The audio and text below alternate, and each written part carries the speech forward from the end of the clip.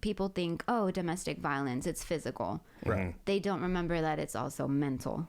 And there's a lot of mental abuse that comes along with the physical abuse. And sometimes the mental abuse is so much harder to help mend than the physical abuse.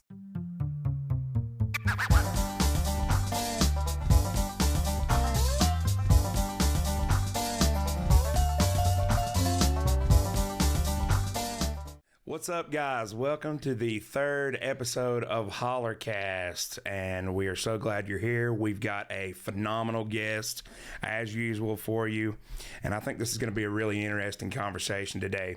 Remember to like, subscribe, and turn on the notification icon, and without further ado, Josh, take it away. And we have to take a second to thank our very first sponsor, Big Al's Pack and Ship. Big Al, we want to thank you so much. We're so grateful for you taking a chance on us, believing in what we're doing, and we really hope that we can work together for many years to come. Big Al's Pack and Ship can handle all of your shipping needs, from just dropping off a package to full-service shipping, U-Haul rental, and more. Big Al's ships out DHL, UPS, and FedEx, and offers great service at affordable rates. Big Al's is located off of Roan Road in downtown Spruce Pine and is open Monday through Friday, 9 to 5. And we want to thank him again. We appreciate you. Get out there and support him. Yeah, like Chase was saying, we've got an awesome guest. She's a guitar student of mine, and we got to talking while we were doing the guitar lesson, and I learned that she has moved here, and I'm like, what a coincidence. We're doing a podcast where we talk about people who have moved here from other areas, getting different perspectives on the area. So Jennifer Artiega. Yes. And she works for Safeplace. She is the financial officer. Yes. At Safeplace. At the thrift store, or just for Safeplace? The agency as a whole. The agency as a whole. Okay. Nice. Awesome. It's great to have you. Yeah, Thank you. welcome. It's awesome. Welcome. I can't stop smiling. It's going to be so much fun. I'm very, very, very glad to have you on the show. So tell us a little bit about, well, first of all, when did you move to Spruce Pine? July of 2016. Okay, awesome. So you've been here a minute. And I know we talked some before the show. How on earth did you find this tiny little town out of the entirety of the United States? How did you find this place? That's the first question everyone asks. And then they say specifically Spruce Pine. Yeah. You know, Yeah. out of everything, Spruce Pine. I actually have an uncle that lives out here. He offered up his house, and my boyfriend at the time, husband now, we came to visit him in May, and then between end June into July, we started packing everything in the car and did the 3-day drive, and Gosh, I bet haven't that was looked back something else. since. And from California, right? From California. Nice. Yeah. What part of California? Southern California, Orange County. Nice. Gosh, that's not a transition that you Right. that you hear very often. That's got to be a culture shock, huh?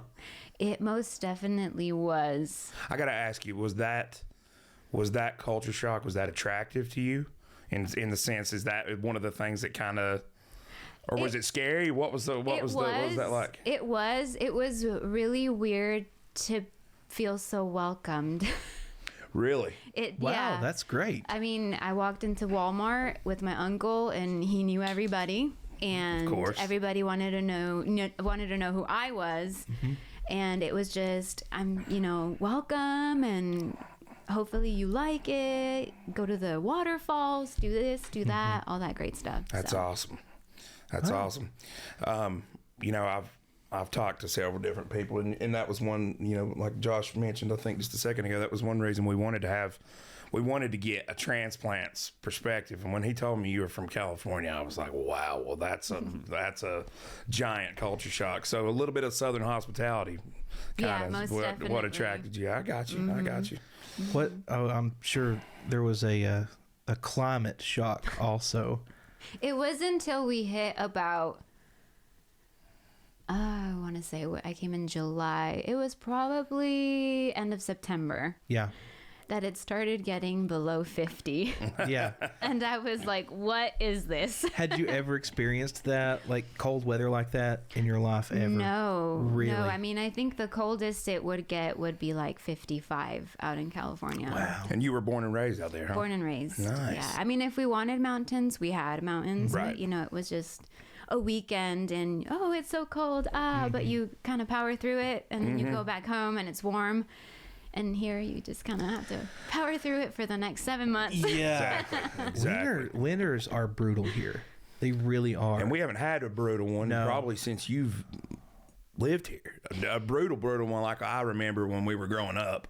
You know, it's a little bit of I don't know if it's global warming or the climate change or just a cycle that we're in or whatever, but it definitely seems like it's been a lot milder here in the last, 10, 12 years. If it's global warming, let's all burn some more styrofoam because I love it. Yeah, I know, right? I enjoy it, man. I'm joking, by the way, people. I'm joking. But I do love the warmer weather. I really, if that's what climate change is, then bring it on. You miss anything about California? I'm sure you do. I miss the beach. Yeah. Well, I should say I miss the ocean, not the beach and Gotcha. the people. Just being in the ocean is what I miss the most. I surfed That's for a awesome. while, Nice. so I mean, being out in the water was nice. I went down to what was it, Hilton Head last summer. Yeah. And I was just watching the waves, and I was like, "Man, these aren't waves." Right. They're not. I was literally just getting ready to say I lived in Australia for a couple of years, Oh, wow. on the northern beaches of Sydney, and yeah, those Pacific Ocean waves are not Atlantic Ocean waves. No. I can tell you that right now. It's a completely different thing. So I definitely get that for sure. What do you think about the current state of California, just out of curiosity? Current state, as in just as a whole. Like California seems to be having a mass exodus, and you got out right before the mass exodus, right? I will tell you what. There was a point in my life where I wanted, I told myself if I was going to have kids, I was going to go back. Because I knew what to expect.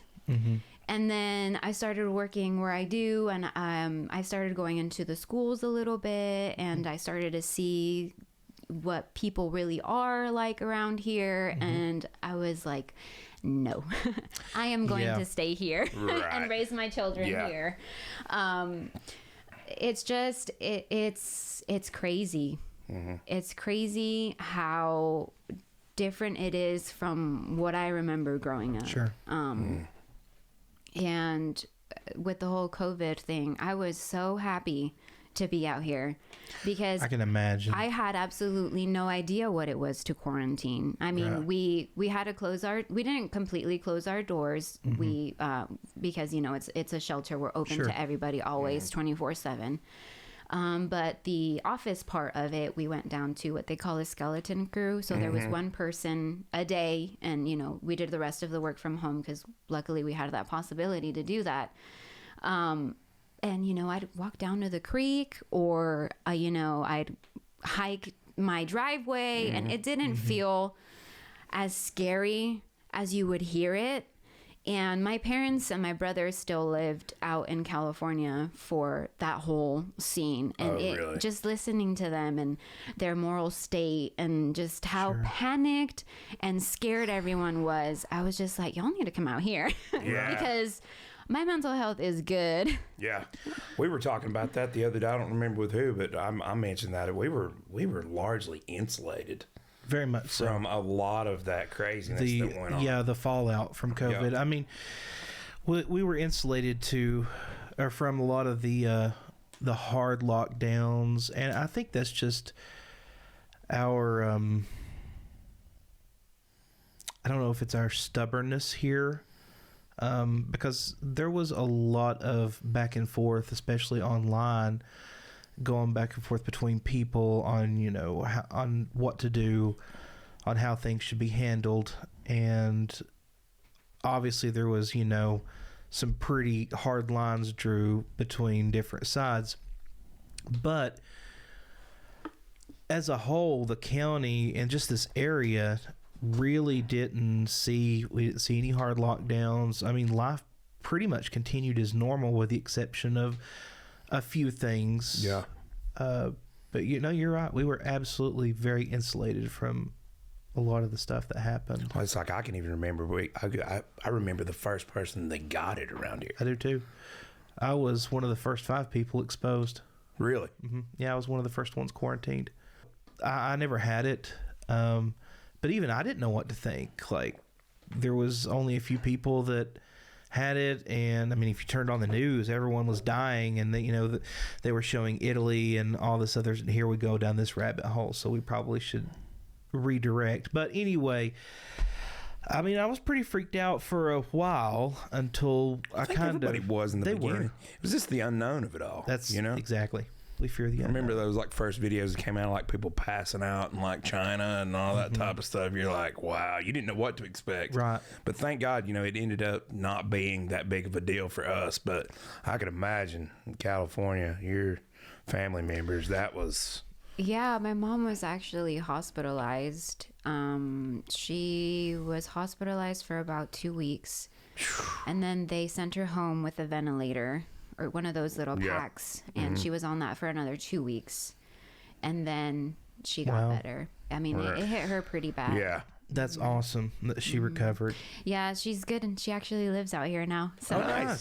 Nice. yeah, they moved July of last year, I believe. Did they? Awesome. So Nice. Welcome. That's great. Yeah. Yeah, they stay here for the season that the inn is open. They work up there, and then the season the off season, they go to Mexico and basically live a retired life. That's Which awesome. I'm happy that they're able That's to do. fantastic. Yeah, that's really cool. That's really cool. I find that a lot in transplants and people that come here. If they put down roots here, usually it's not too long before the family follows suit. You know what I mean? You're absolutely right. That's a good point. It does seem to be families that do it, and it always has been. Yeah. And then all of a sudden they've got aunt and uncle here, and And then grandma and grandpa and everybody else. That's awesome. So, how did you get involved with Safeplace to begin with? Actually, my very good friend, and I see him as like a dad, a best friend, whatever you want to call it, just is Shane Vance. Shout out to Shane Vance. Love Shane. Shane's awesome. Hello, Shane. Of course, my uncle is the one who gave me the leg up, and I will always thank him for that, and giving me the opportunity to stay in his house and feed me, and Gotcha. push me out the door when he was like, "Hey, it's been a year. What are you doing?" Sure. But we were introduced to Shane, and I told him kind of what it is that I wanted to do, and he found out about an opening in Safeplace, and I am bilingual, so I speak both Spanish and English. Yeah. And there was an opening for a bilingual advocate. So I went in and I applied and I got it, and I've been there ever since, and now That's I awesome. do their finances. Yeah. That's great. So it just immediately felt like home. Yeah. When I got there. We're so lucky to have something like Safeplace, and it's such a good organization that's involved in obviously the thrift store and the they have the other kind of more high-end consignment shop as well, right? Right. Yes. Yep. Remind me the name of that. What's it called? Touch of Class. Touch of Class. That's right. And my oldest son, I was telling you before we started that my oldest son works out there. He's doing his work internship up out there, and he loves it. He loves it. Those people are great. So can you speak to kind of, I've always sort of wondered, I know, that Safeplace is an organization that sort of almost intentionally operates in the background, especially the shelter itself. Am I right in saying that? So I've always been curious, and I know obviously you probably can't go into grave detail, and I don't want to get in, the weeds with all that, but What are the services other than, we always knew it as a battered women's shelter. Right. And I'm sure there are other things that Safeplace is involved in as well. Can you kind of speak to exactly what the Safeplace organization does and the kind of the spectrum of things that it does? Oh, most other than the definitely. thrift shop? So the thrift shop, actually, all the donations that come in and that we resell and all that great stuff, all that money goes back to the women that are in the shelter. Okay. It helps keep the lights on. It's a really big help. We are grant funded, so we do work really hard to get grants to keep it going. Yeah. But the thrift stores offer that extra leg up for the other services that we ask. If you work with grants, they're very specific. It's this is how much money we're giving you, but this is where you can spend it. Right. And Right. it's very limited to the shelter and running the main office. Gotcha. So the other types of services that we offer are there have been times where an inmate calls that he has court and they need clothes. We clothe them from the thrift store. Gotcha. Free of wow. charge. I didn't know that. Oh, wow. Okay. If someone has suffered a fire and they give us a call, depending on what our funds look like from what gets generated from the stores, what we have in store, if they let us know, I have some kids, their bed is gone. Oh, we have a bed and some mattresses that we can set you up with. Just let us know. We'll write your name down. We'll put it on the stuff and you can go and pick it up. And Wow. we do, there is so much more to it than just the shelter. When we have the resources, when winter comes around, we also try and help with fuel oil and stuff like that. Gotcha. Eating, right. We also have food boxes for the community. We're not fully functional as a food pantry, but we're not going to deny someone Right. food. Sure. So, And we're lucky to have a lot of I know the Catholic Church does an excellent food pantry and things like that. That's, neighbors feeding neighbors, obviously.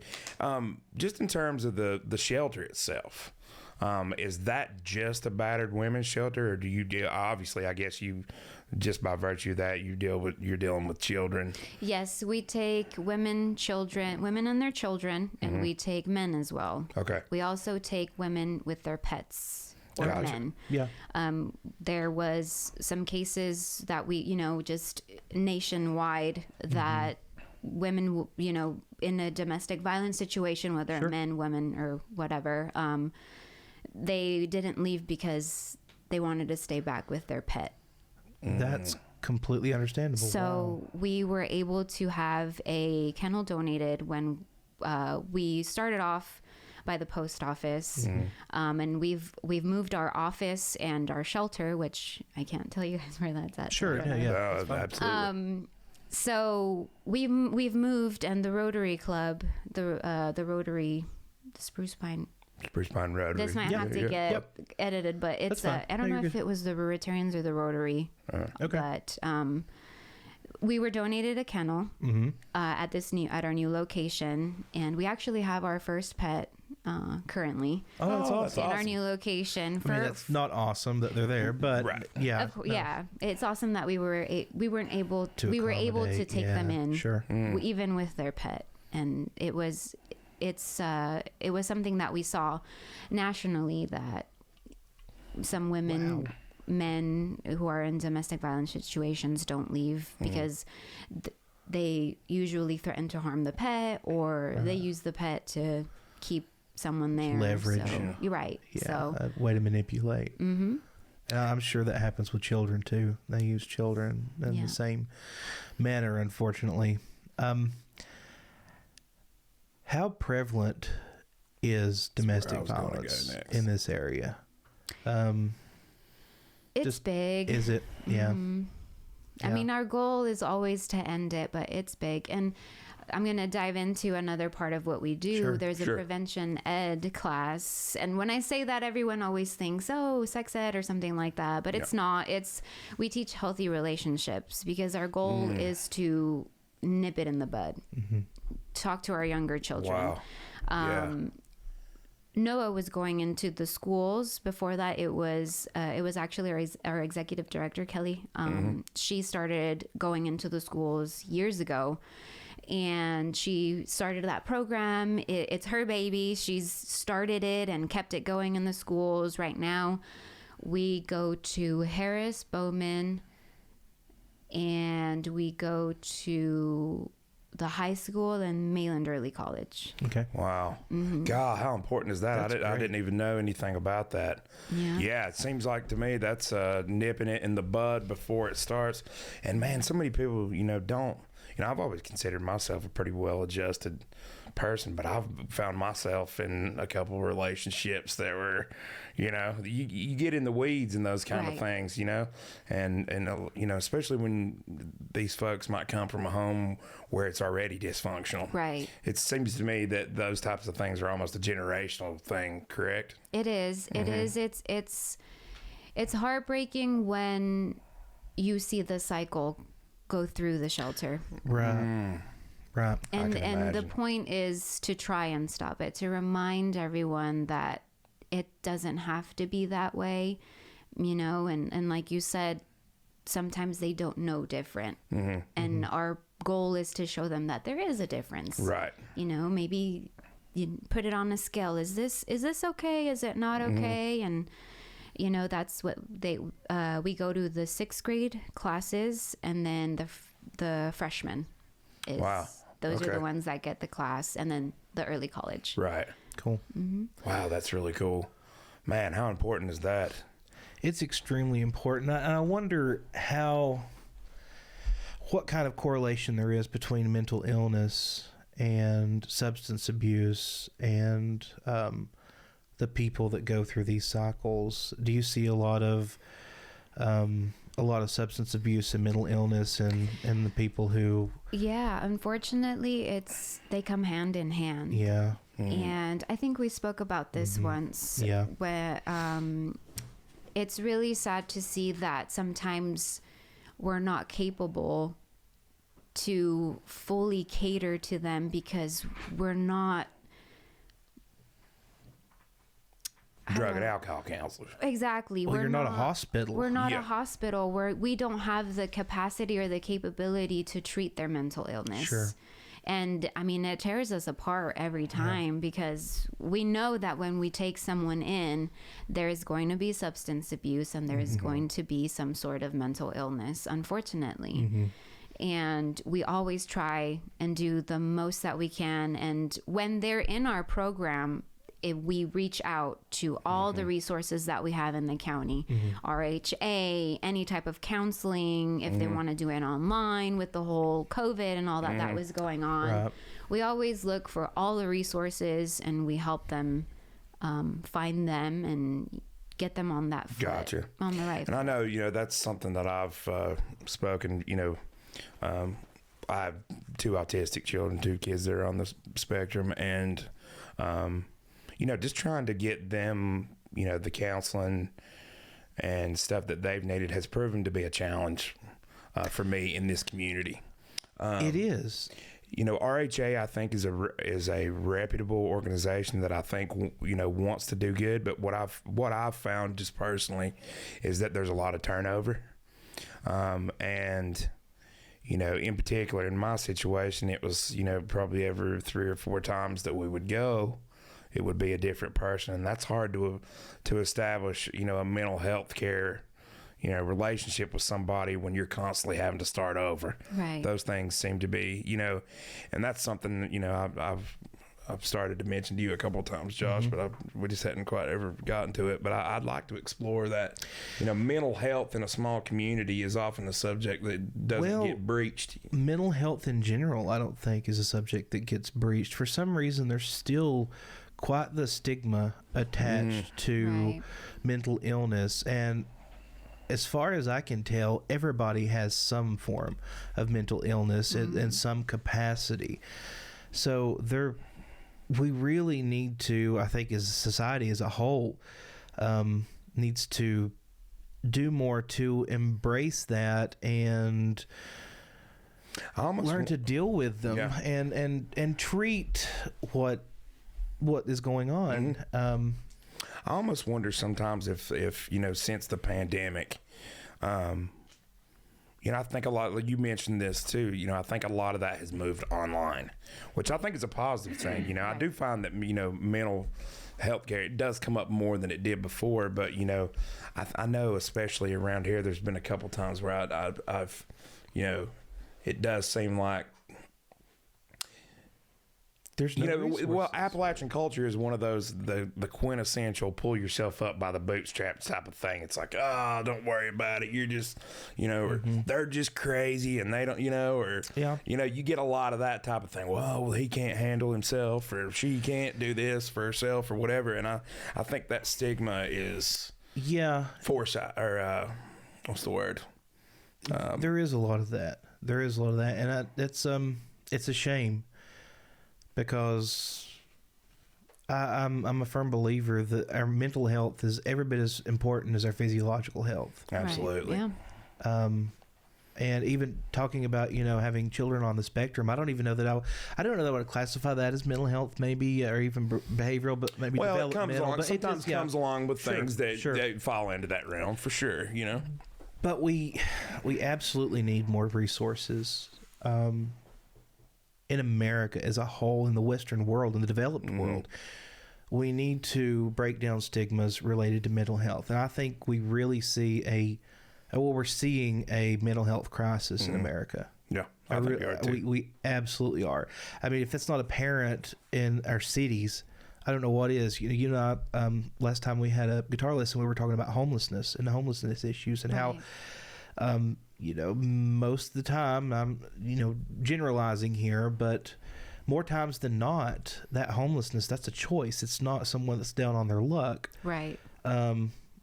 It's someone who has severe, untreated mental illness that has just became pathological. Fallen through the cracks. These people have fallen through the cracks. And it's such a... Well, that's a deep subject. It's such... I know, right? Well, it's not something that you can just throw money at and fix. No, it's not something it's not that you easy. It's not something. Neither is domestic violence. No, I'm sure no, none of it is. You can't throw money. You can't build them houses. You can't. You have to. You have to nurture. Yeah. Thank you. You have to nurture. Thank you. So. What are the biggest challenges that Safeplace has? I mean, obviously, I'm sure funding is that's a challenge for every nonprofit organization, of course. But what are some of the other challenges that people in the community may not understand? I think it might be that a lot of them don't know exactly what we are. I didn't. I mean, I knew it was a shelter and y'all had a thrift store to help fund the shelter. Right. I had no idea of the other services y'all offered. And so I love doing this podcast because I'm learning so much. I know. Yeah. So that's what, like, the agency and the shelter are mainly grant funded because, like I said, it gives us a list. This is where you're going to put your money that we're giving you. And this is where we want to see each month how you spent it. And that you spent it all by the end of the year. But like I said, we offer all those other things thanks to our thrift store. We're able to reach out and give back to the community whenever it is that they're in need. And I think that's where a lot of people are confused, that they think, oh, I can't go there because they just do domestic violence. And sometimes we do limit it because we are we are a domestic violence shelter, and that's always going to be our priority. But we always look through our funds. We always try, if we can't help you monetarily, then we try to see if there's a way that we can help you through our thrift store, or with a phone call, or with a resource, with whatever it is else that is out there in the community or surrounding areas like Boone and bigger cities like Asheville. Yeah, I got you. I know I'd heard, and I'm sure we'll get into this with Noah as well, but I'd heard Noah talk about domestic violence against men. Right. That's something you don't hear talked about a lot. That was always the battered women's shelter. Right. When I was growing up. Can you speak to, I mean, obviously not specifics, of course, but can you speak to how prevalent something like, would I be surprised? How many men come through there? I don't think so. Really? In the 6 years that I've been there, I've only seen 2. Okay. But that is something that we are working on because it's a very big taboo. It is, and I don't understand Many why. men don't want to say that they've been battered. Right. And the majority of the time, another thing that is, I wouldn't say misunderstood, but sometimes people think, oh, domestic violence, it's physical. Right. They don't remember that it's also mental. And there's a lot of mental abuse that comes along with the physical abuse. And sometimes the mental abuse is so much harder to help mend than the physical abuse. Yeah. Yeah. I mean, someone that's been gaslit for years and years and years. I mean, it's almost akin to deprogramming somebody who's been in a cult. Yes. God, so true. That's You know, it's, you know, unfortunately, I've been around situations where I've known, you know, friends of mine that I know the situation's not good. And it's so hard to convince people to seek help. And it's, you know, and there's all those reasons. I mean, the whole thing with the animals, I mean, I honestly have seen that. Well, I don't want to, I've heard people say that before. Well, I don't want to leave because I'll have to leave all my animals. Yeah. God, man, it's like things like that. I guess there's the minutia behind all of it is something that we don't really consider a lot of the time. Yeah. Most definitely. Wow. That's super interesting. I'd never considered people not leaving because they didn't want to leave their pets, but I could totally see that. I mean, obviously, you know, your children, and your pets and children can be used as a way to manipulate you into doing things. That's crazy.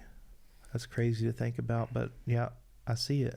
Yeah, and it's heartbreaking when you're having a conversation with someone who's been through mental abuse with domestic violence and all that, and they ask you for permission to do stuff within the shelter. Wow. And we're like, you are free to do, you know, we obviously have rules. Sure. But, you know, you're your own person. And that is our goal, is to remind them that they're independent and that they can make their own choices. Sure. And that they're strong. And, you know, kind of give that confidence back that's been stripped away after so many years.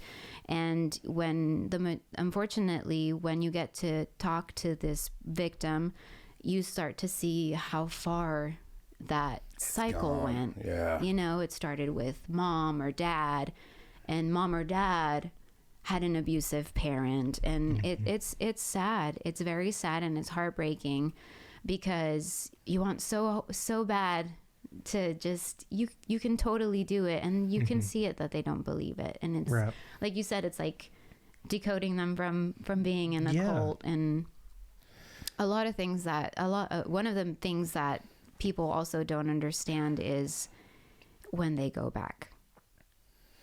It takes up to 7 times before it's Really like, this is the final time. This is for real.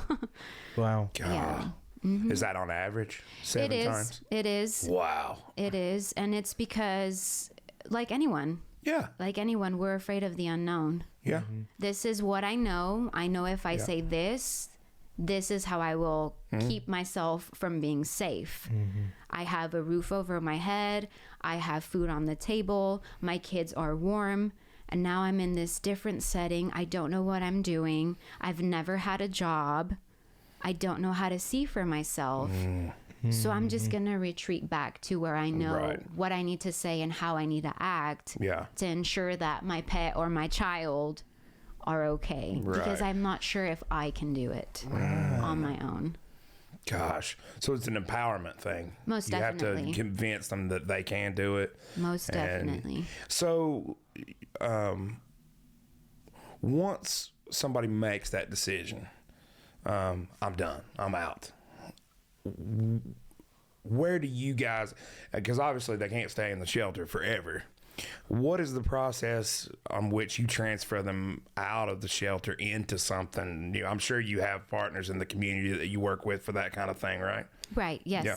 So our shelter program, we are a 72-hour emergency shelter. So we assess the situation. Of course, sometimes it's graver than others. Sometimes the police is involved and they bring them. Or, they're like, I need help, I need to come. So that, it's a case by case. But our program is, we do an intake, we figure out what your goals are.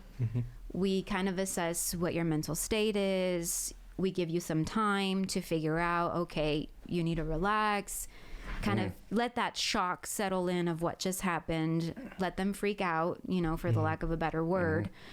And then we're like, now it's showtime.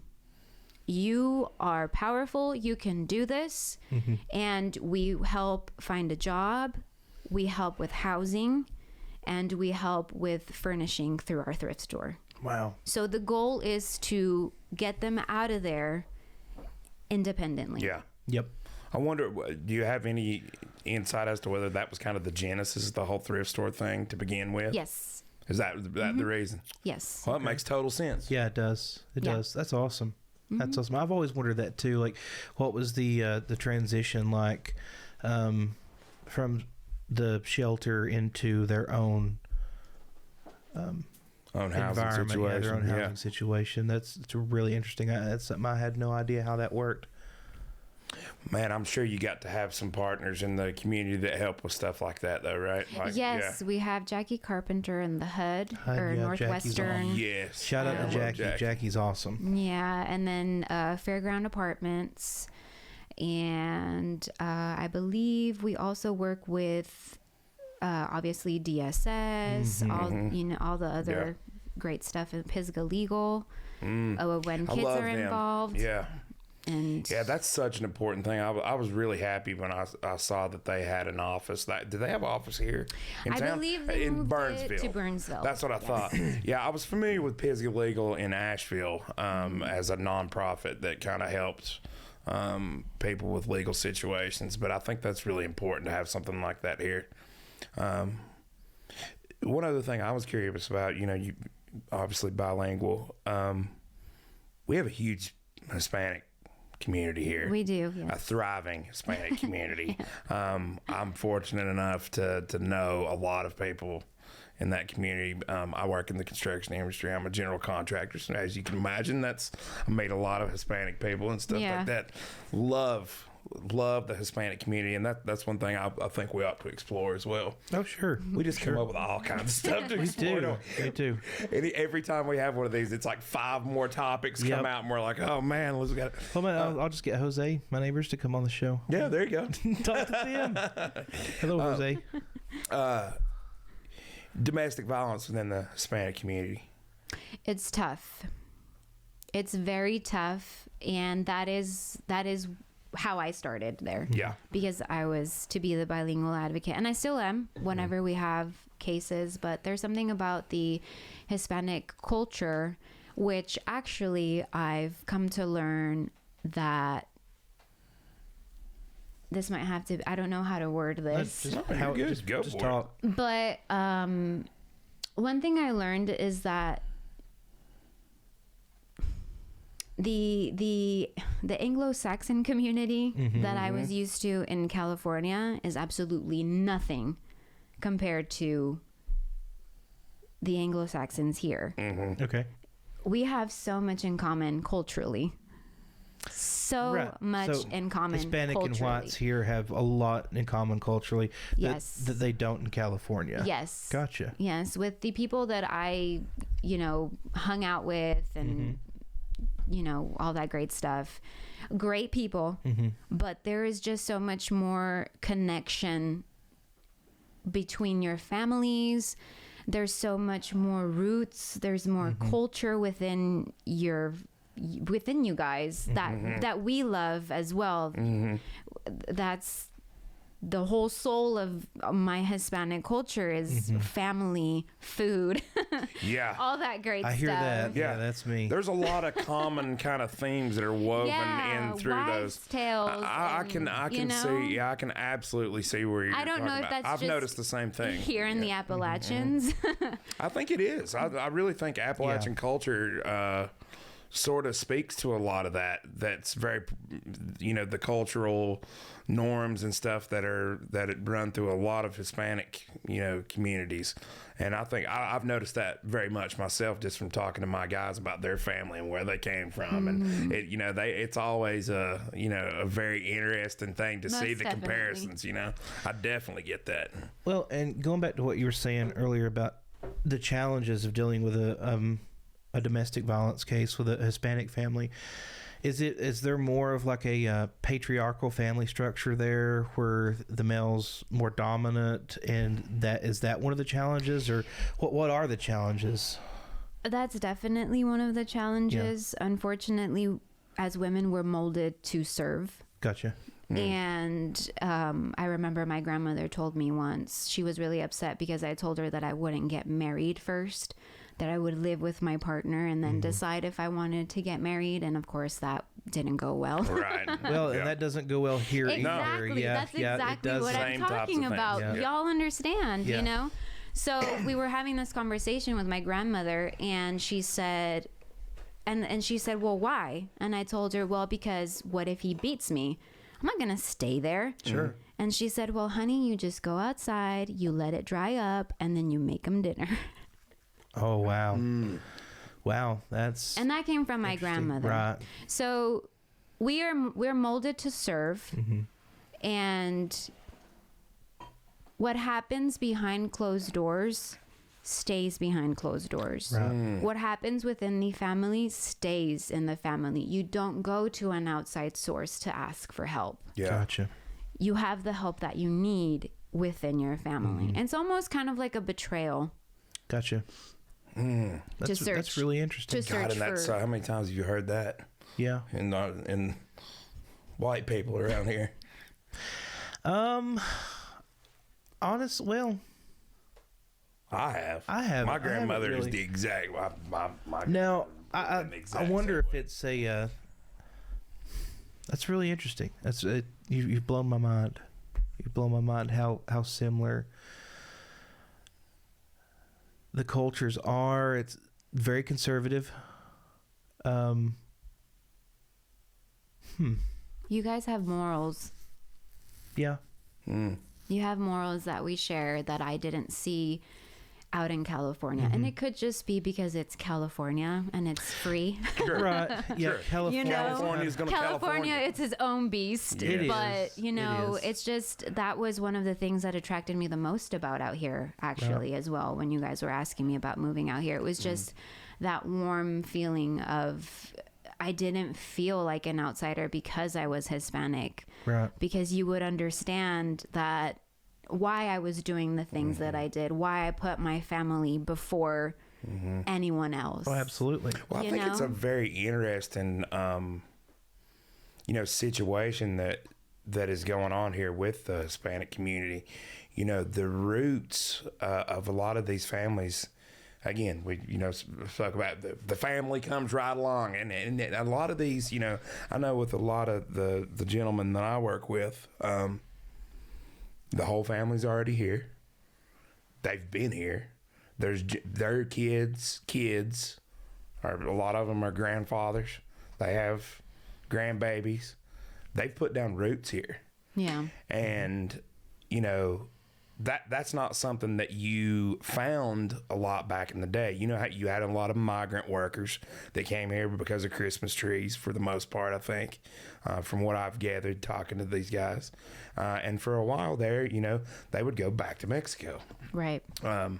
But, I think it's been within my lifetime, and in fact, probably within my adult lifetime, that I've seen that completely change. Yeah, I would agree with that. Just working in the construction industry, I know that, obviously. Right, And they're no longer going back. They're here to stay. And I think that's a very interesting transition, that these people are becoming parts and pillars of our community. They are. They are. And it's not, and to be 100% honest, back in the day, a lot of the Hispanic people, amongst people that again, it's the construction industry. They were not spoken highly of, or it was something that you would hear the derogatory comments. You would hear there was a lot. You don't hardly hear that much. There was a lot of overt racism. There was a lot of overt racism, but you don't hardly see any of that anymore. Yeah, man. These are our friends and family now. On this podcast, man, just say it. Who cares? Just say it. Oh, so it's okay to just kind of... Yeah. The only reason I say is because I didn't really know. I didn't want to be like, oh, whites and Mexicans, but you're good. No. You're absolutely right when it comes to that. I think it's because something that I've learned living out there, living out here, and just exploring the world in general is a lot of the people who dislike or hate a certain race or a certain meal or certain food, whatever it is because they've never taken the time to learn or, just... They don't understand it. Have a conversation like we are right now. Yep. It's something that they don't understand, so they immediately hate it without even knowing it. And that's something, like I was telling you earlier, I like to learn. I like to know. For example, I was born and raised Catholic, but I like to learn about Baptist. I like to learn about Pentecostal. I want to know why you are the way that you are. Sure. Absolutely. Really bad mic crackle. It was really random. It startled me. Really? I don't know what that was from. I don't know.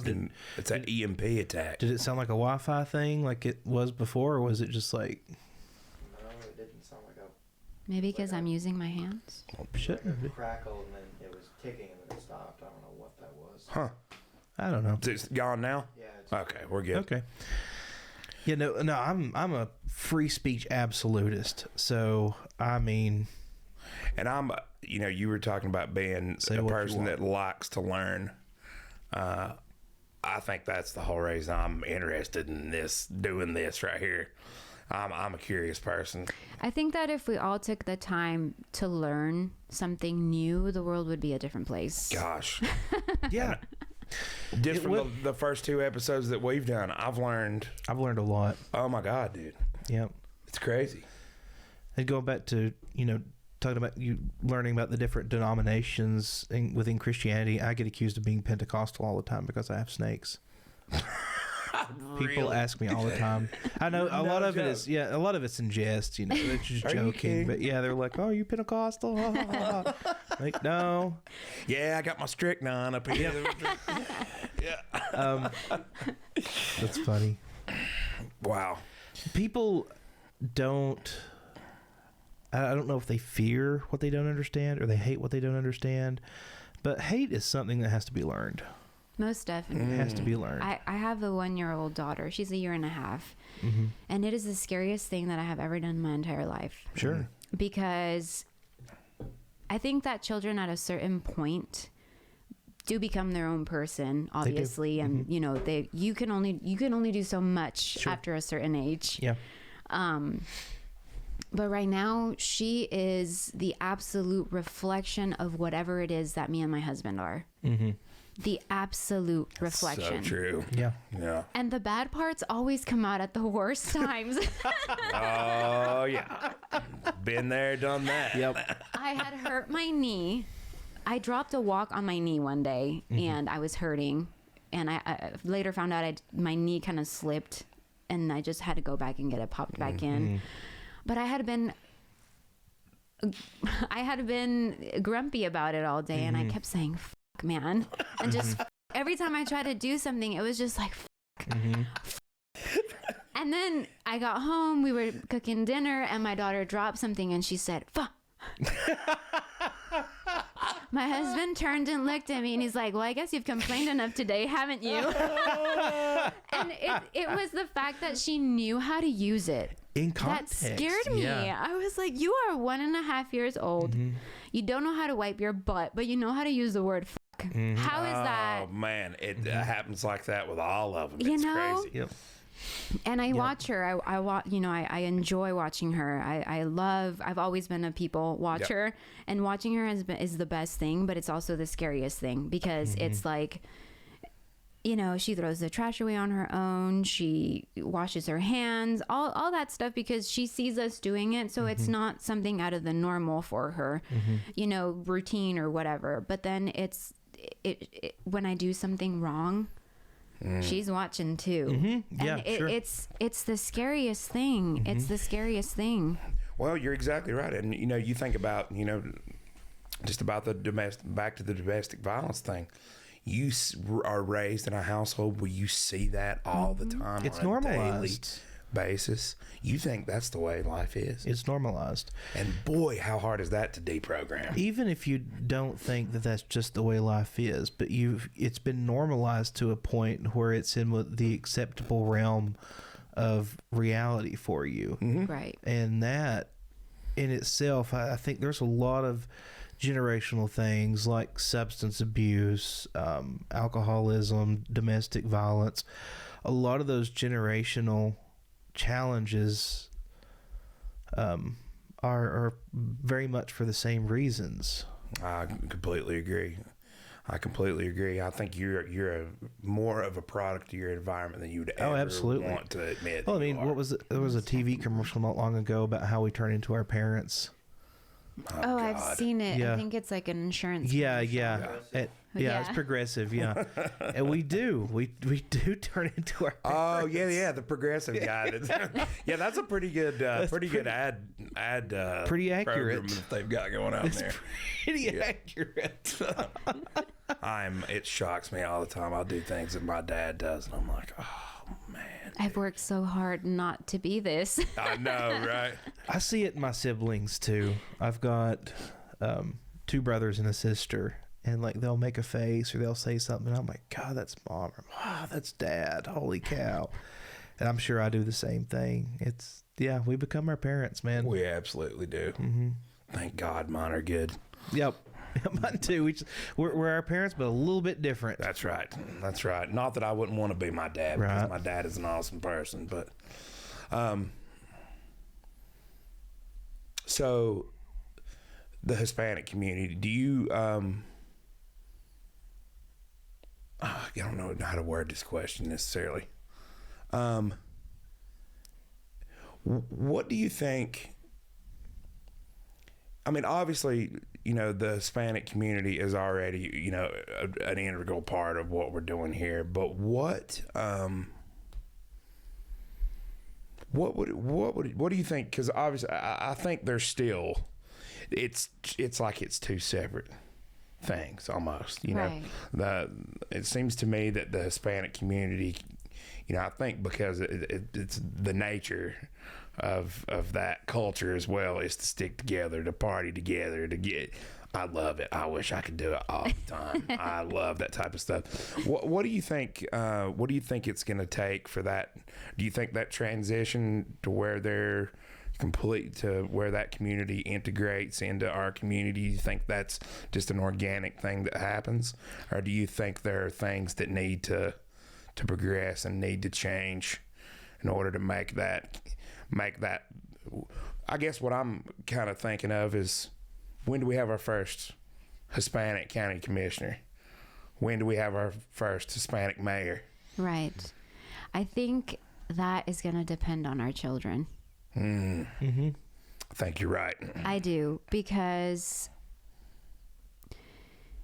the more involved the parents get with their kids, the more they also understand that the white people aren't they're not out to get them. Right. And when we went back to, in the domestic violence world, they think that we're a part of the government. Yeah. And it's so hard. It's so hard to make them understand that we're not. Well, and I've seen that situation, and even, with with some of my guys and their families, is that, they will have something go on, something that's happening to them, something bad that's happening to them. And there's a hesitancy to reach out to the police or to reach out. And I'm sure that's part of what you deal with at the shelter as well, aside right? from keeping it within the family and trying to, work on it on yourself, and, the hesitancy to, well, what if they call someone, and that was one of my biggest. I mean, I'm with them there. I don't trust the government either. So, well, I get it. I get that. But obviously, you want people to reach out for help when help's needed. Exactly. Yeah. Exactly. And that was one of the hardest hurdles. And it's continuous to put the word out there that we're not government funded. We are a nonprofit. We are funded by grants, by private foundations. There is some federal money, but it has absolutely nothing to do with the status of, your immigration status. Exactly. Or We're like here that. to help no matter where it is that you come from. Do you think a lot of the fear comes from just fear of deportation? Yeah. Gotcha. Okay. Yeah. No. And seriously, call if you are in a situation, no matter if you're Hispanic or what or whatever, go to them. They're not the government at all. No affiliation with the government. And I'm glad. So do you still have family do you have family in Mexico? I do. My mom, all of my mom's brothers, except for the 2 that are here, brothers and sisters live out there. So she's got 6 brothers and sisters. There's always a lot of us. Right. And then my dad has 3 brothers and sisters that live out in Mexico, and he still has a brother that lives in California as well. So do you have any intuition of what Mexico's like now, and why there's not that back and forth anymore like there used to be? I'd mentioned that most of them, I don't find people going back and forth hardly at all anymore. Well, I was actually going to touch on that when you said they don't go back, they bring them here. Right. Yep. And it's because it truly is unsafe. And it's unsafe. I had someone ask me once, well, why don't they move to a different city if where they live is unsafe? And it's just because the whole state, the whole, all of the nation, in a whole is.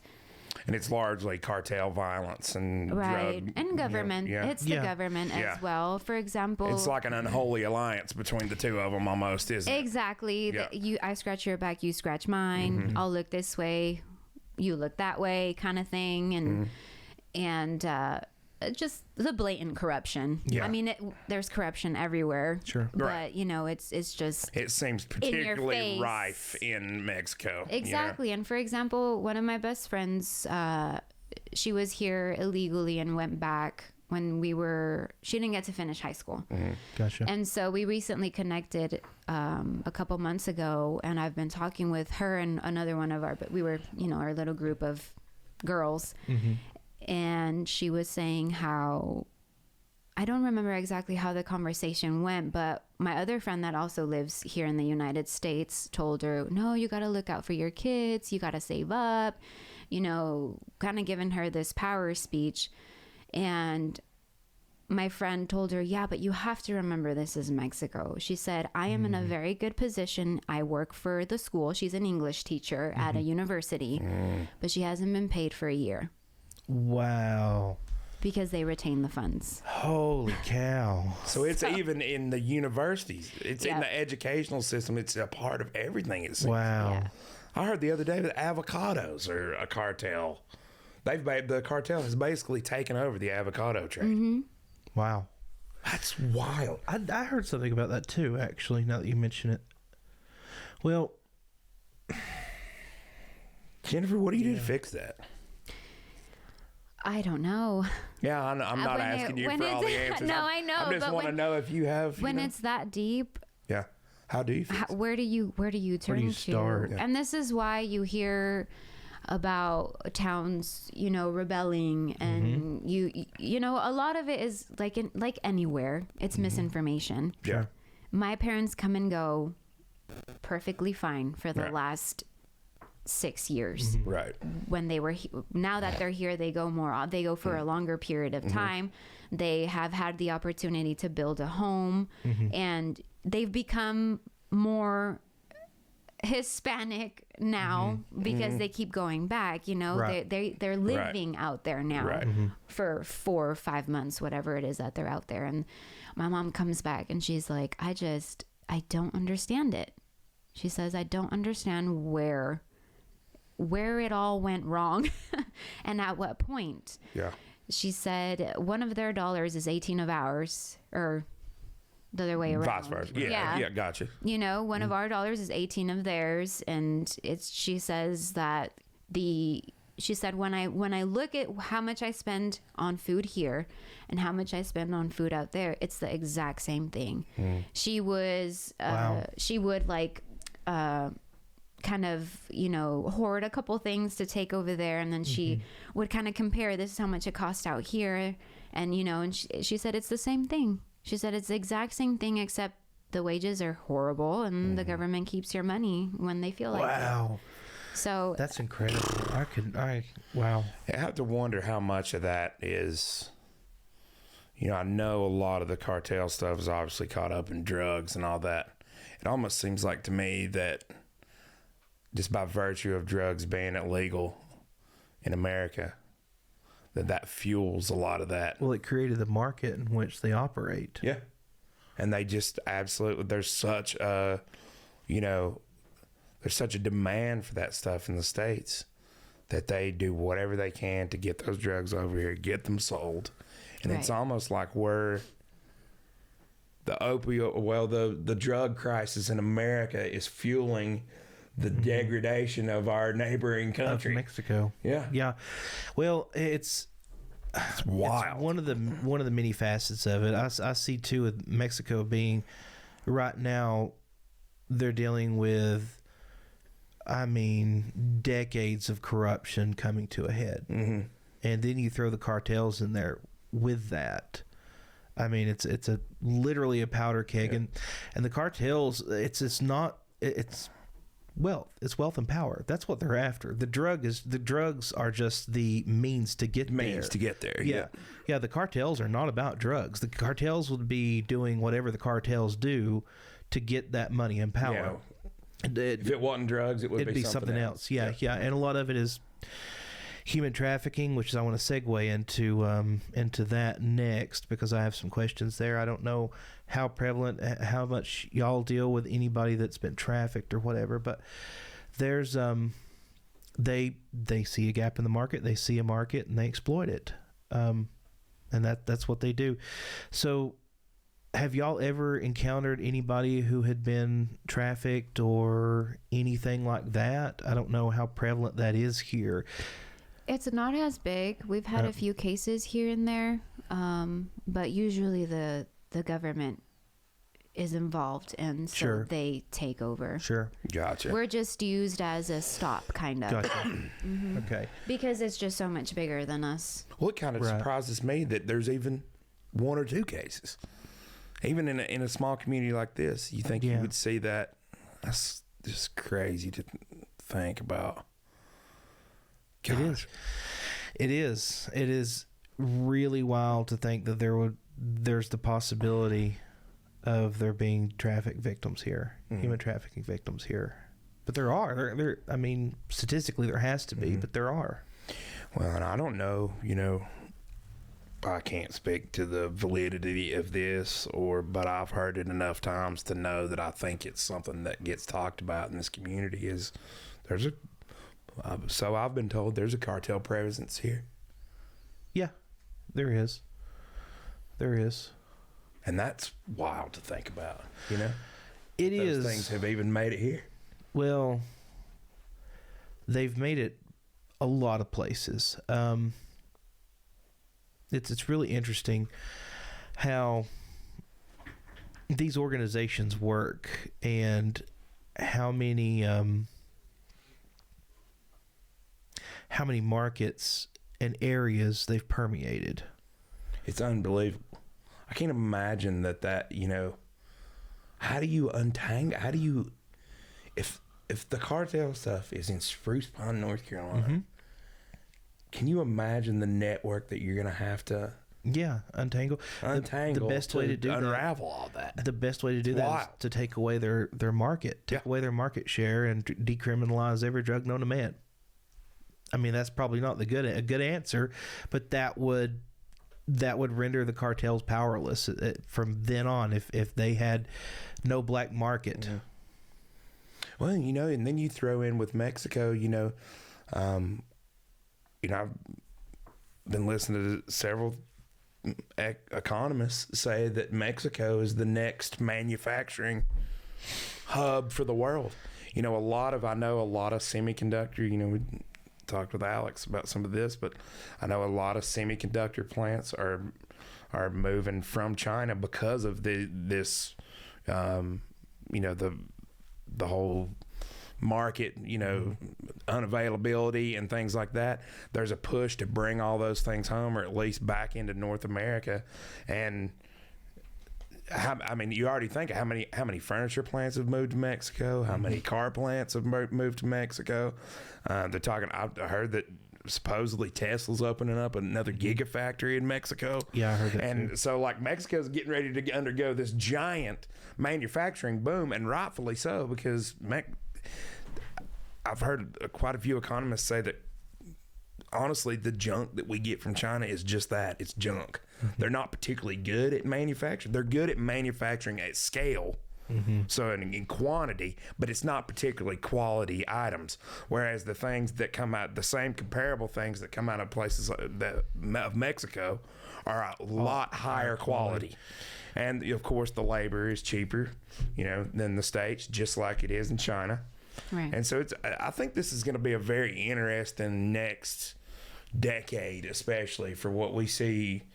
I think there's going to be a manufacturing and industrial changeover to where Mexico is going to become a major player in that entire economic system. I hope so. But what I'm worried about, and maybe you can shed some light on this. What if the cartels are in power, then they're just going to take that over too,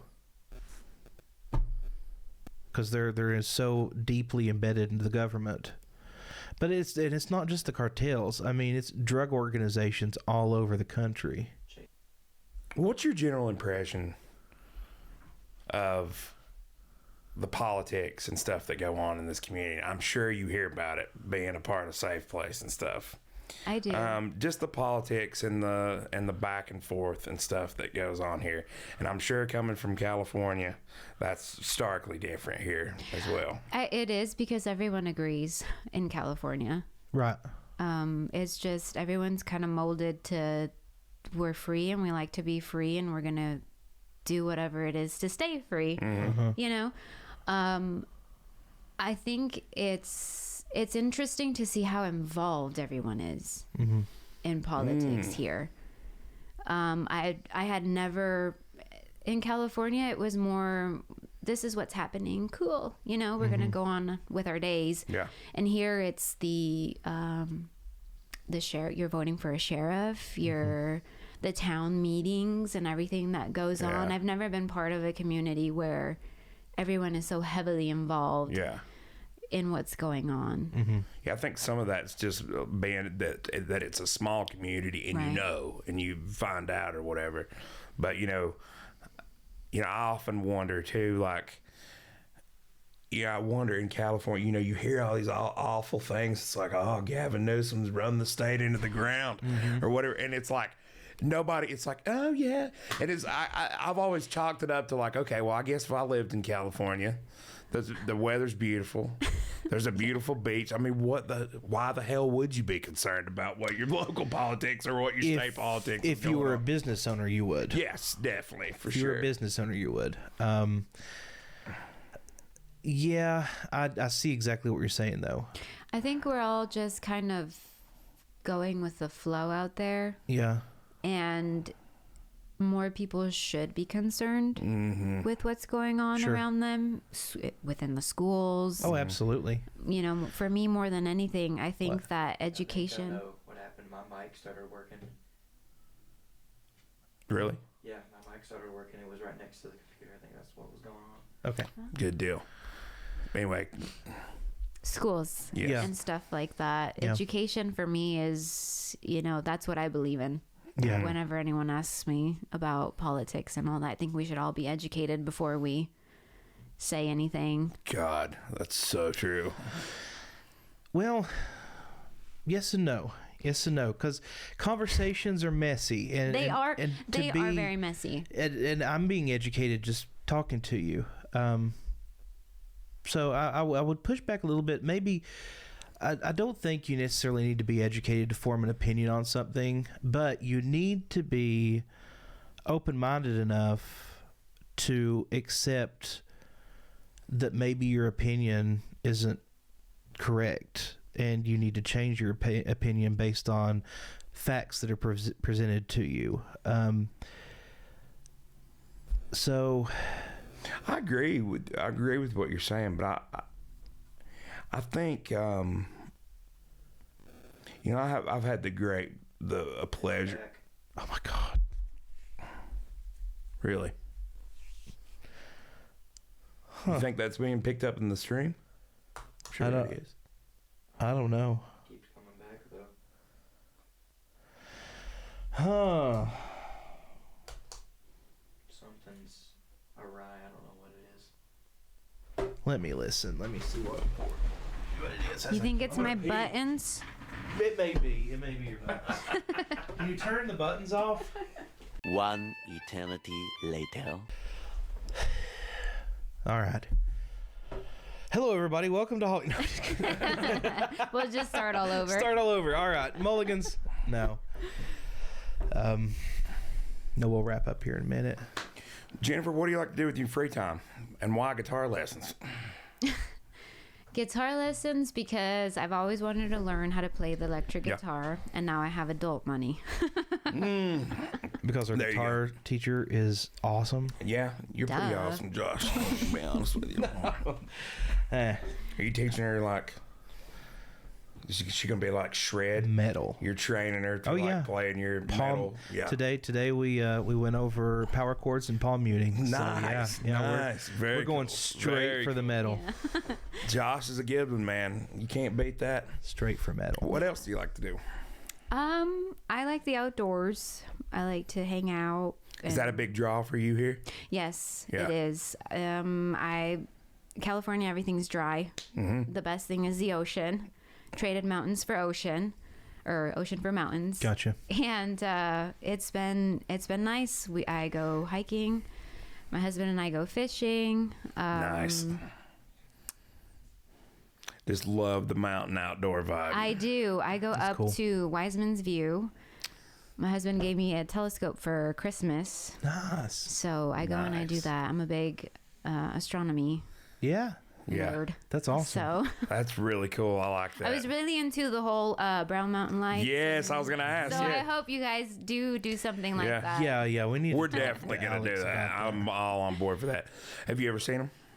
Yes. Yeah. Yes, I did get to see them. I actually saw them from a different, I guess there's like two different Mm-hmm. spots. I didn't see them from like the popular one. I went up there and I didn't see anything, but I saw them from the other one. I'm very bad with directions, so I wouldn't even be able to tell you. I've never seen them. Unfortunately, I've went a million times and I've never seen them. Man, I've got somewhere, and I've got to find this. Back in my Google Photos somewhere, I've got an absolutely incredible video that I took one night with the kids. It was just me and the kids up there, and it was the best I'd ever seen them. My mom and dad started taking us there when me and my friends were there when we were young. We went there for my birthday. My birthday's in That's August, cool. so that's a really good time to see them. And they say like early fall, Right, kind of heading yeah. into that, type is really good. So we would always go up there, and man, it's really weird stuff when you see them. Really, It's so weird. Yes. I've seen them a couple times when they weren't quite as pronounced, but that time with the kids, it blew me away. In fact, my middle boy, Declan, he was like, all right, I think I'm ready to go. I'm like, what, DJ? Are you scared? Freaked him out a little He was bit. like, yeah, I don't mean, like I that. could see It freaked that. him out. It was that crazy. It freaked him out. Yeah. And it is very weird when you see them. They're really active and they look like they're dancing all over the top of the mountain. It's crazy. Wild. My family always makes fun of me because, well, the cousins that are jealous that weren't there is what it is. Gotcha. It was a Thanksgiving night, and we had all gone out. It was my parents, my brother, and 3 of my cousins and I. We had just come back from, I'm pretty sure it was Mass. We had all gone out to do something together for Thanksgiving. And we came back, and we were all unloading from my mom's van, and my cousin points, and she goes, "What is that?" And it was by the garbage, and I was like, "Oh, it's probably a possum, you know, it's the garbage." Right. Just like, "No, not that, that." And she pointed up, and I swear to you, it was this weird thing that was moving in a diagonal, and then it flipped on its side. It like the light started spinning really fast, and it just disappeared. And that's here. That was in California. That was in California. They all started running after it. I was in the back trying not to puke and figuring out where I was going to hide because I was not going to get abducted. That's Wow. crazy. That's crazy. I've never seen anything crazy like that. But probably because I never leave my house. Yeah. Yeah, that will help, Josh. We're gonna help you with that coming up Start here, looking buddy. out the window. Right. I have all these great curtains, though. I've the only time I saw something that I can remember, I was at the beach, and there were some lights over the water out there when we were sitting there looking at it. It was at night, late at night, and we were drinking, of course. Probably. That's always the Probably. problem. When it's late at night and you're doing something cool and then you see something and you were drinking, everybody's like, oh, wow, Okay. I'm sure you saw it. no, yeah, but I'm telling you, there were things that were moving in weird Wow. patterns, and now apparently we're not crazy because this is like common knowledge. The Pentagon has acknowledged this. Yeah. Right. Yeah, they're like, yeah, UFOs are kind of a Yeah, thing. might be. Yeah, Kind might of, sort of. They're out there. But I'm interested in exploring that kind of stuff. You know, Jimmy was, he did the Space Festival, the Spruce Alien, and he was saying that, and we're going to fact check Jimmy on this, but I tend to believe Jimmy. He says that Mitchell County has the more reported UFO sightings than any county in North Carolina combined. Yeah, And I that's- saw that he said that. Yeah. I was like, huh. Interesting. I'm gonna- I need to Yeah. go look hang out that at a up lookout a right little bit now. longer. Exactly. Yeah, exactly. So, I know when, you mentioned kind of being an astronomy nerd or whatever. I'm also, in particular, like space travel and stuff like that really interests me. So you were born in Southern California Yes. and raised in Southern Born and California. raised, Yeah. yes. When was the first time? Was it here? Was that the first time you ever got to see the Milky Way in the Yes. background? Yeah. It was amazing. The first thing I did was I saw how dark it was outside, Yeah. panicked, and then realized, wait a minute. Yeah. Got into the car, drove to the parkway, and just stood out there for hours. It's unbelievable, isn't it? The most amazing thing. I mean, I still do it now. Yeah. I try to get on the parkway as often as I can at night love and that. just sit there. Yeah. It's the best. It really is the best. And I'm, like I said, adult money is the best money. Yes. So now I have a telescope. Have you been up to the planetarium and the? I have not. I was listening got to to the go. podcast Yes. and I was like, this is like the 7th time I hear this. I Yeah. really need to go. Yeah, you do need to go. really It's need to it's go. pretty incredible. Yeah. I need to go too. Did you find anything? No, I found some numbers from 2015, and Mitchell County had more. I think there was 45 UFO sightings reported, and we had more than anybody else in the state. But that's the only thing I could find. Yeah, I got you. But it wasn't by a lot. I think the next county down just had 43. Okay. So I don't know. I'm gonna look more into that. I'm gonna look more into it. Yeah. No, I remember going back to the whole seeing the Milky Way and all that stuff. My girlfriend and I were in Hot Springs She had this little bed and breakfast that she loves out there. Unfortunately, it's been sold and it's now a private residence now, but she loved that place. And one of the coolest, she told me, she's like, you got to see the night sky from here. Because, Hot Springs is small. It's way smaller than even Bakersfield, Spruce Pine, or anything. It is. And, man, if you've never taken the time to see like the background clutter of our universe, It's wild, man. it is wild.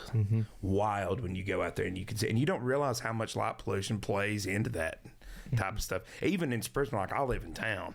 I can't see jack shit from my house. Yeah. But man, it's not far. You don't have to travel far. No. You go down to my grandma's house in Lily Branch, you can see pretty much Yeah, oh everything. yeah. Well, even up here, I mean, you can see pretty well everything. Yeah.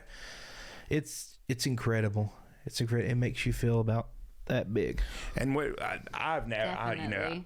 at the planetarium, I've been there to the planetarium several times, and I worked on the actual the telescope that's up there, not on the telescope itself, but they did a bunch of landscaping, a handicap ramp, and all that. I've never gotten to look through the telescope though. That would be super cool. And I know you can book though. That's available to us right now, which is crazy. And I don't know why I've never done it. Idea. Yeah.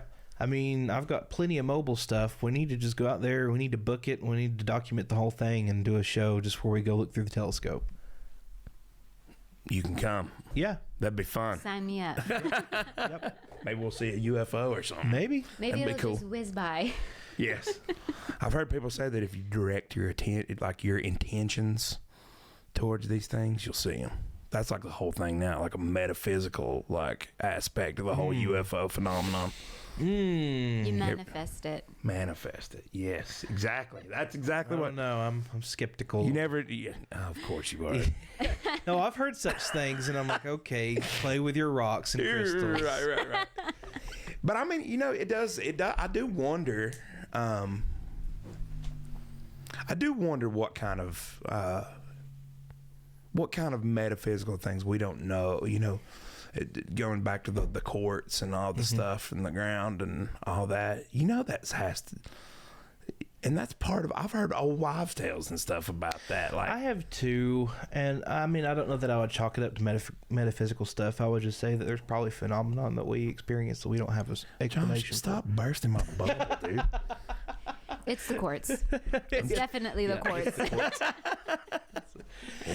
Maybe that's why I'm so weird. I'm around it all the time. Yeah, you are. Yeah. To you, it's kind of like I mean, it's sand to me. this rock. Yeah, it's sand. I come home covered in it every day. Like my washer's full of it. Right.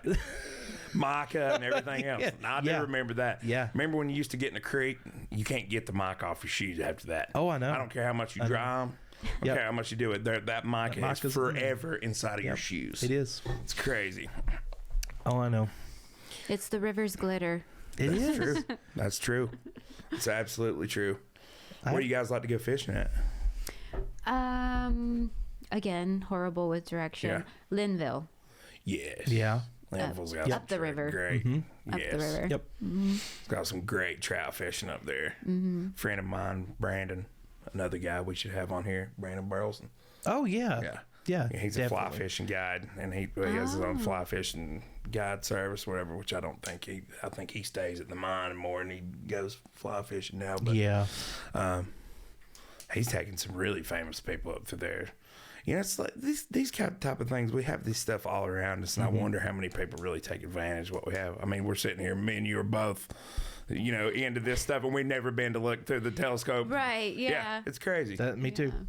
Me too. We got to do that. Yep. We have. There are certain things that my uncle would tell me, I've never done that. And I'm like, you've been here for like 47 years. What do you mean? Yeah. You've never done it?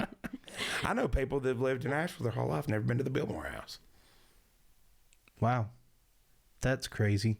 You got to go see that. Well, You been I to the wonder Biltmore if- I've not gone yet. You Biltmore adult, House you is got amazing. adult money now, You gotta Jennifer. go. You got to go do adult that. Money. Actually, go. I am supposed to be going in May, but we'll see. Nice. That's awesome. May's a great time. That's the whole flower. Yeah, The flower for thing. that. Oh, it's And I think they have a Renaissance Yes, I believe art they do. thing going on They as do. well. Yeah. They do. My mom goes for the my mom's into those like period pieces like Downton Abbey or whatever, and they do the Downton Abbey where everybody's dressed up in the like period, attire and all that stuff, which is really cool. That's what the girls at work, they explained it to me that way. They're like, you remember Downton Abbey? And I'm like, yes, that's what it is. Yeah. And I was like, sign me up. We're going. That's awesome. That's awesome. But there's so much to do out here. Yeah. There's so much to do and to take it. I was going to ask you that earlier. As a Californian, do you get bored? No. No. No, I laugh because I try to convince my brother to stay out here.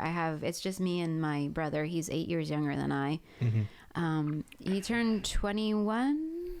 He's 21. Mm-hmm. Did not like it. Really? No. I could see that. I would imagine it's not for everybody. It's not. And when I tell my friends that I have back home, California, I don't even consider it home anymore. And I feel like I've become more of a Mitchell Countyan.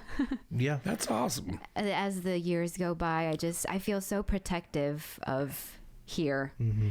But when I tell them, they're like, oh, well, what do you do? And I'm like, well, I go here, I go there, I go fish. I had some goats at some point, Wow. Yeah. I mean, I really dove into it. We had goats growing up too. I'm very familiar with that. It's funny that the version that they know and the version that I am now, it completely blows their mind. And I tell them, you don't know what you're missing out on. I mean, so you really bought in. Oh gosh, yeah.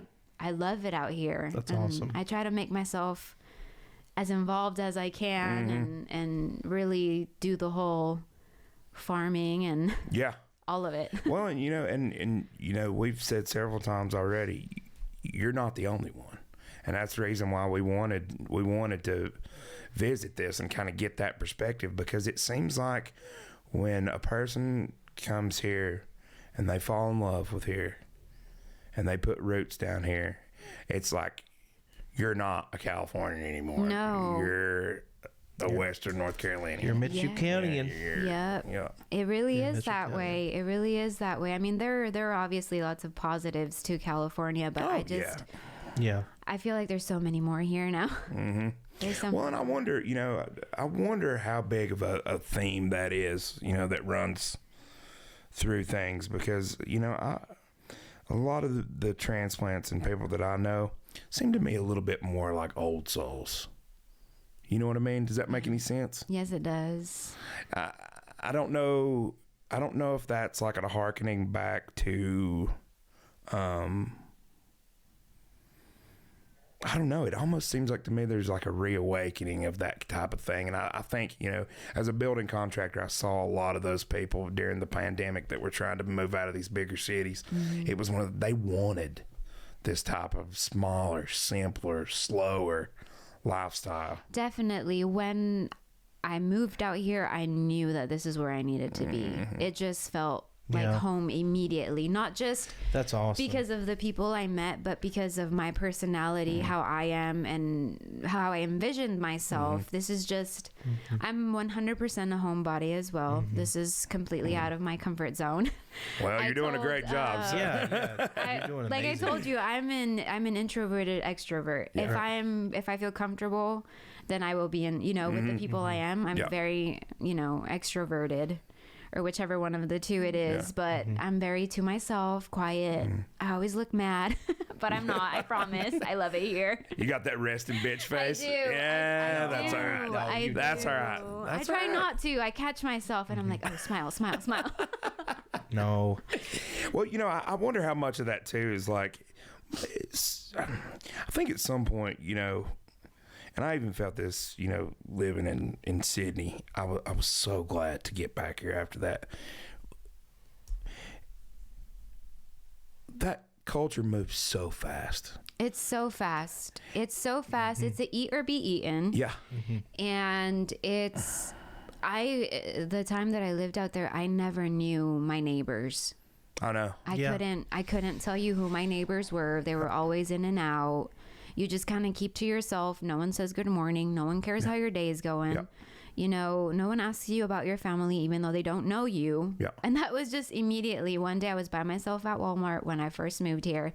How are you doing? How's your family? And I'm just like, you don't even know me, but they're good. Right. You know, it took a while to get the mean girl out of me, because it was just immediately this, why are you talking to me? I have somewhere to be. And it was hard to slow down. Gotcha. It was really hard to slow down at first. And I think that you know, I think just speaking of the, you know, the culture of the United States at large, I think that there's a going back to that slowing down. I think after a while, there's a certain amount of burnout that comes with that digital, modern, fast-paced, go, go, go culture.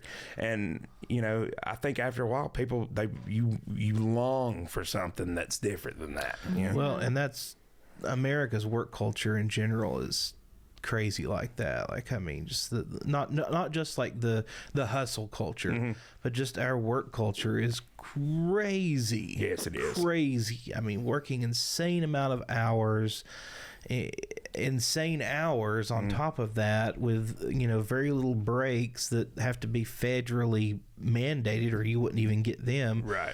And that's a whole nother conversation for a whole different. Josh, you just need to go work at Twitter, though. I would love to work at Well, I don't know how Twitter is under Elon now, but I would love- we had wine on tap before that. You know? I would love to work at Twitter. Yeah. Make 8 figures a year and do yoga when I want to. Right. I don't even do yoga. So I think that's but the I hack. would. You got to work for one of If these I was social making media 8 websites. figures, I would do yoga. So what did you do out in California before you moved here, if you don't mind me asking? I did a little bit of everything. I worked for a workers' comp law office. That totally sucked. It was horrible. I can imagine. And then after that, I moved into a pain specialist. I was a receptionist there for a Nice. while. And that's pretty much it. Yeah. Yeah. I mean, I was pretty young when I moved out here. I was Right. 24 maybe, Yeah. 25, somewhere around there. How good does it feel to get with one organization and stay with them, like Safeplace? Oh, amazing. They're my family. Yeah, that's awesome. They are my family, and I love them. I love all of them and what we do and how hard we try to do it together. Yeah. Together. There's a push for the common good, and it always feels to, you know, that's one of the hollow parts about my career in a lot of ways. I feel like I'm always working for like rich people, affluent people. Not that there's anything wrong with that. They're great people. But I feel like there's very little to feel good about charity and, you know, working for something good in my career. It's cool to be able to look and see what I've done, look back and be like, oh, I created that and I built that and and I made that happen, and it's going to be there for a while. But, you know, I almost wonder, you know, it makes me wonder. I've always had a heart for, you know, giving back to the community and for doing something that's working towards the common good. And it makes me wonder if I didn't miss a little bit of my calling in that regard. Right. You know? Well, I mean, I don't know. I wouldn't say that you necessarily missed your calling, because it's never too late. I mean, True. here we are doing this, and, you know, hopefully this will give back to the community in some small way. If we can do anything to help anybody, then it's all been worth it. But no, you're still you're building homes for people, man. That's pretty incredible. True. That's pretty incredible. You are literally building the space in which people live. Yeah, I like that. That's insane. I like that. If you really think about that, like, it's I don't know, stuff like that fascinates me. Just the way that the society works. I mean, it all depends on people waking up that don't want to be awake in the first place, going to a job they don't want to be at in the first place, and doing their job to make this whole thing work. And it works. Yeah. It is a miracle that it works, but it does. It does. You've got linemen out, you know, working in crazy conditions, getting our power back on. They don't want to be there. They don't want to do that, but they're doing it, and we have electricity because of them.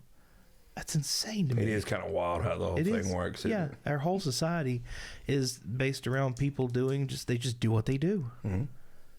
That's that. And I think we need to, as a society, maybe we need to have a little more gratitude. Yeah, I agree with that. Definitely. I agree with a little more that. gratitude, because that is a miracle. Yes, it is. The fact that we have electricity is a miracle. I know. What, $32,000, boom, top 1% of wage earners in the entire world. Yep. Wild to think about. So, Jennifer, I got one. I'll let you close her out, but I want to ask one thing, and I want to make sure we always get this in. What can somebody that wants to help Safeplace? What's the call to action here? What can we do besides donate to the thrift store? Donate. If somebody wanted to, put their hands to the wheel, are there volunteer opportunities with you guys? There is at the thrift stores because of the nature of the shelter and all that. The office and the shelter obviously tried to keep under wraps, but definitely in the stores.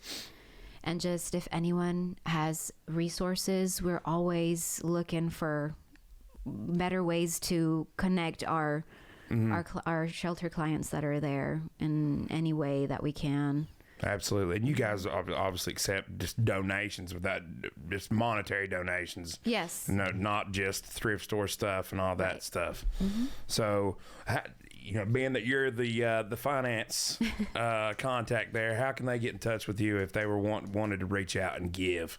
They could always call. Our phone number is 828-765-4015. And then we do have a website as well. It's mitchellcountysafeplace.org. And there is also a drop-down menu that has where you can donate from the website, and it has all of our information. It has executive directors, email, my email. All of our information is on there. Sweet. Awesome. That's good awesome. Deal. Jennifer, thank you so much for doing this. This has been a blast, even with all the technical difficulties we've had going on. It can't all be perfect. I'd say it's the aliens. That's what it is. It is. It was the aliens that were buzzing. It's the aliens. Yeah. They probably flew right over your house. They heard us talking. They were up there. Yep.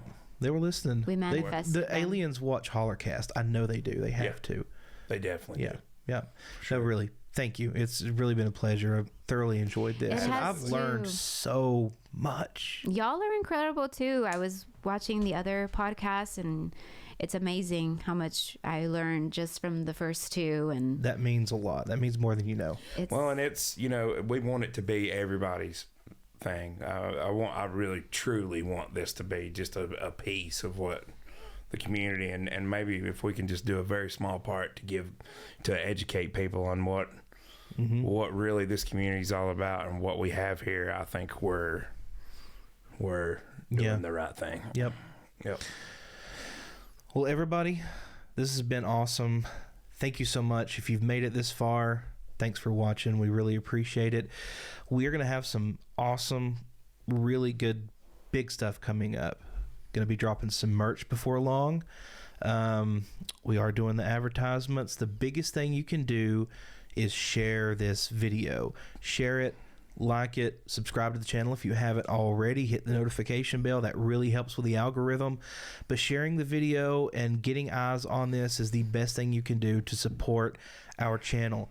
The more support we get and the more this grows, the more resources we're going to have to bring in guests, to do more in the community, and we've got a lot of stuff in the works that is going to be really awesome. So, and I want to make sure we mention too that Big Al's Pack and Ship, our first sponsor. Yes. We cannot tell you how grateful we are for that. I really appreciate you taking a chance on us, and we will do you right.